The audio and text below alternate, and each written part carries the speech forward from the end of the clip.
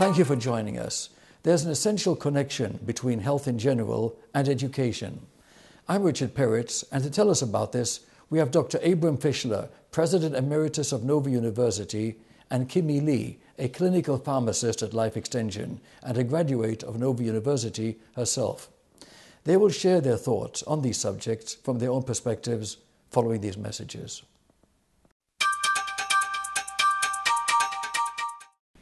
Hi, I'm Kimmi Lee, pharmacist with Life Extension Foundation, and I'm here with Dr. Fischler just to ask a few questions about education. Hi. Hi. But stick to education and not pharmacy. How's that? Let's stick to education, of course. I graduated from Nova. I know that. And it was such a wonderful experience. And one of the biggest things is the education that I got from Nova. It was very unique. And one of the things that it taught us is, you know, when we go out into the real world, you know, sometimes there's more than what we're taught in school. And I know, as you had mentioned a lot earlier, that education is the key to the future of the minds. And, you know, I just wanted to know from a perspective, you know, do you think that there could be more that we could be doing in the education system to prepare, you know, the graduates for the real world? Because it's very, very different. There's a need for an organic change in the way in which we educate our children from birth through age 22. The way we're set up now, children in preschool have an opportunity to learn by doing.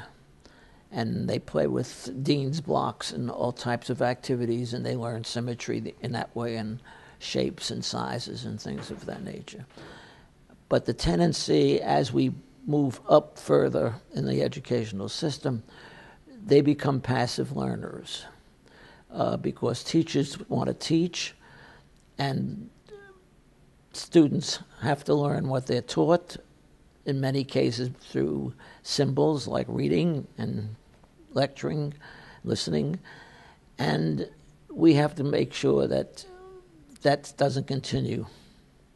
We have to transform the way we teach so that the environment provides tools through which children can learn. And instead of worrying about the printed word as much as we do, yes, they have to learn to read, but they have to learn that in reading you have to have a certain level of skill, which is analysis and synthesis and self-judgment. We don't spend enough time doing that as much as comprehension, which is the simplest level which we get. They spend a good deal of their time sitting instead of actively learning.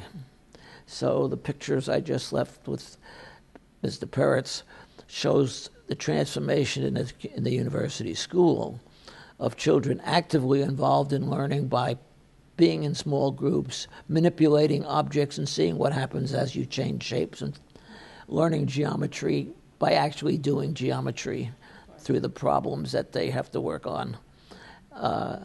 So that has to change. So the teacher becomes a guide in a learning environment, and by manipulating the environment and providing opportunity for students to really teach one another. Okay. So I completely agree. And, you know, with the mention of manipulating the environment, how does our environment affect the ability of our students to learn? Do you think there's a connection between nutrition, exercise, healthcare as it relates to education? You're absolutely right. But we don't have to formally learn that in a school environment. If you want an athletic program, students can go out in the yard and work out for a half hour with some supervision. And that's exercising. Right. Okay? You can give them puzzles to work on, which exercises the mind, and especially if you have a variety of. That's what geometry does. You can teach geometry through manipulating space and looking at the congruence of space. And the design is all doing that. My wife picks up the newspapers about 10 o'clock in the morning, and she doesn't give it up until 12 because she does all the puzzles, a whole variety of puzzles which come every day. You're exercising your brain. And you're right exercising your brain. So all those things can be done in an environment which enables students to have the time to achieve rather than achieve at the rate I think they should be learning. So in the model that I have in my head, and which we now are beginning to implement, is that education is a continuum, and it may take you a little longer, or you may be very bright and get there quicker, but we have to provide an environment which is flexible so that the student succeeds. I'll tell you a story, a true story. I took up golf when I retired for 6 months. Okay. I was 65. And one afternoon I was playing with my friends, and I said, think how stupid I am spending 4 hours trying to hit a white ball in a hole. And I wasn't even getting exercise. Okay. If I used 4 hours exercising, I would be developing upper body strength and all of these things. Golf doesn't do that for you. It just buys you some freedom. Mm-hmm. But what are you doing with your freedom? You're hitting a white ball in a hole. Right. So I stopped. Okay. I stopped playing golf that way. You did? Yes. Okay. I work at Life Extension Foundation, which is the largest organization dedicated to investigating every method of extending the healthy human lifespan. If I may ask, what is your secret to staying healthy and so very active? Staying busy, being productive, have a reason for putting on my pants every morning and getting out of the house so I can do that. The worst thing you can do is retire and not have the two. And so what do I do today? What am I going to do? Where am I going to go? How am I going to fill up the day? That's not good. Okay. You really have to have a set of objectives that you're trying to achieve, whether it's in golf, if you're very serious, you go out and you do what you have to do, or some other, but you have to have an objective, a reason for getting up, a reason for getting out of the house, a reason for exercising your mind and your body. Richard told me that you're very conscious about what you eat and how you take care of yourself. Yeah, because when I was a young man, I went into the service in World War II, and when I came out, I was much heavier than when I went in. Really? Yes, much heavier. I gained weight because I was a medic.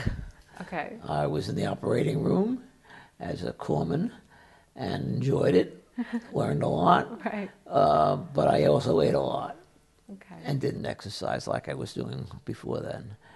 So I decided that I would have to go back and balance my time and leave room to exercise my body as well as I was exercising my mind.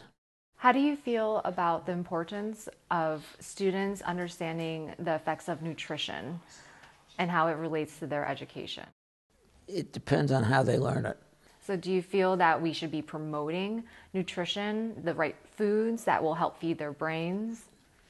I think you should be promoting it through a set of opportunities for students to try new foods, to be selective on the basis of the knowledge of what foods and how to go about selecting food that's both nutritious and tasty.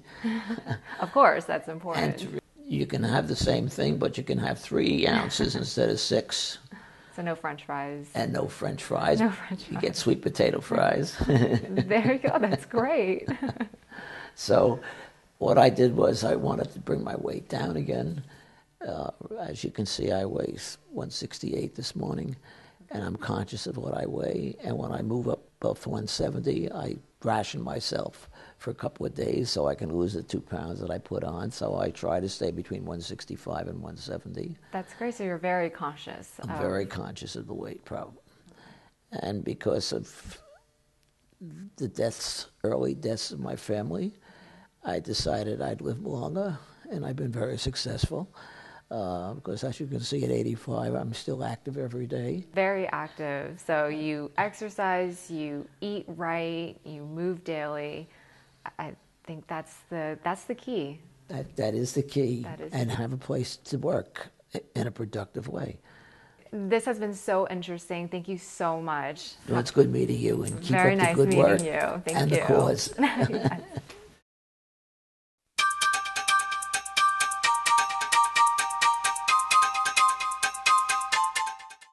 This concludes our episode on health and education. I'm Richard Peritz. Thank you for being with us.